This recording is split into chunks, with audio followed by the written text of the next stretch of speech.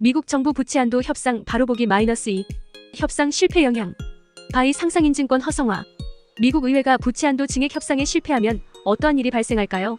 우선 2010년 이후 부채 한도 증액 협상이 난항을 겪으며 국가 디폴트 사태에 가장 가까웠던 사례를 살펴보겠습니다.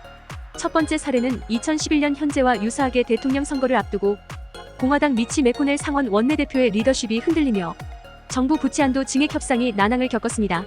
이에 3대 신용평가사인 스탠다드 앤 푸어스, 무디스, 피치가 미국 국가신용등급 전망을 하향 조정하며 정부 부채 한도 증액 협상이 실패할 경우 신용등급 강등하겠다고 경고하였습니다. 결국 의회는 정부 부채 한도 협상 마감 시한인 2011년 8월 2일 극적으로 합의에 성공하며 정부 부채 한도를 증액하였으나 결국 스탠다드 앤 푸어스는 미국 국가신용등급을 하향하였습니다. 두 번째 사례는 2013년 9월 말에 2014년 회계연도 예산안과 정부 부채 한도 증액 협상이 복합적으로 꼬였습니다. 2013년 10월 1일 예산안 통과가 불발되며 미국은 연방정부가 셧다운에 돌입하는 등 혼란스러운 모습을 보였습니다. 결국 정부 부채 한도 협상 마감 시한인 2013년 10월 17일 합의안을 처리하며 해결되었습니다. 두 사례와 같이 미국은 건국 이후 약 250여 년간 수없이 많은 정부 부채 한도 증액 협상을 진행하였으며 정부 부채 한도 증액 협상에 실패하여 미국 정부가 디폴트에 빠진 경우는 단 한 번도 없었습니다.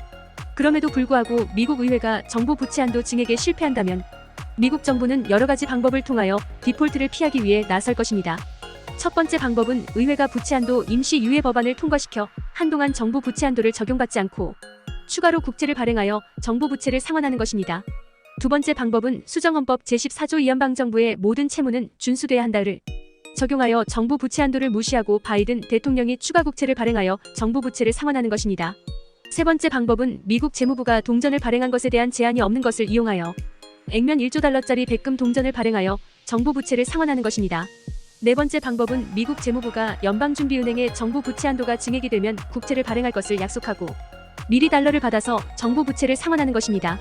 이외에도 미국 의회의 정부 부채 한도 증액 협상에 실패하더라도 미국 정부가 디폴트를 피할 수 있는 방법은 다양합니다. 국가신용등급 강등 및 추가 경제적인 여파가 있기는 하지만 미국 의회의 정부 부채 한도 증액 협상 실패를 미국 정부의 디폴트와 동일하게 생각할 이유는 없습니다. 그럼에도 불구하고 미국 정부 디폴트가 발생할 경우 경제적 영향에 대해서 백악관 경제자문위원회가 작성한 보고서를 보면 디폴트가 단기간 발생해도 일자리가 50만 개 줄면서 실업률이 0.3%포인트 상승하고 경제 성장률은 -0.6% 역성장할 것이며 디폴트가 한 개 분기 동안 이어질 경우 증시가 45% 폭락하고 경제 성장률은 -6.1% 역성장하고 일자리가 830만 개 줄면서 실업률은 5.0%포인트 오를 수 있다고 전망했습니다.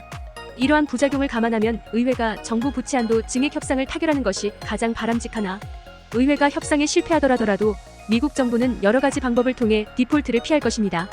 이번 시간에는 미국 의회의 정부 부채 한도 증액 협상 실패가 미국 정부의 디폴트로 바로 이어지는 것이 아니며 미국 정부가 여러 가지 방법을 통해 디폴트를 피할 것이라는 것을 알아보았습니다. 다음 시간에는 정부 부채 한도를 설정하고 한도를 초과할 때마다 증액 협상을 진행하며 정치적 이슈가 되고 경제적인 문제를 유발하고 있음에도 불구하고 미국 의회가 정부 부채 한도 상한을 제거하지 않고 지속적으로 반복하는 이유를 알아보겠습니다.